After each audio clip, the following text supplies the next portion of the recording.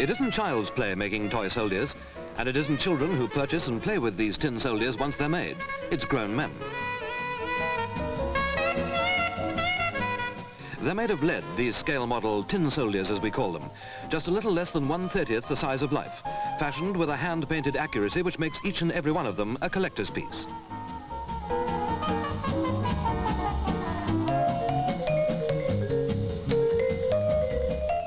It was a man called William Britton 60 years ago who beat the Germans at their game of making toy soldiers. He developed a new hollow casting process and an attention to detail which called for an army of 1,500 painters to embellish the raw recruits turned out at his Hornsey factory. And that's how big the toy soldier business is.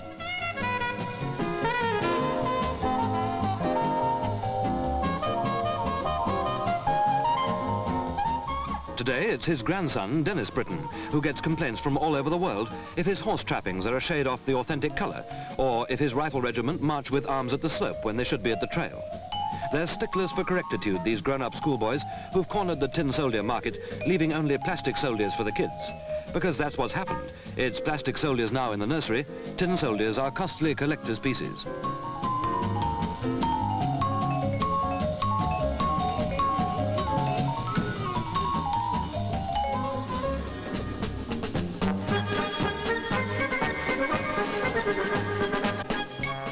But metal or plastic, with their 24-carat gold-plated band instruments, what a spectacle they make.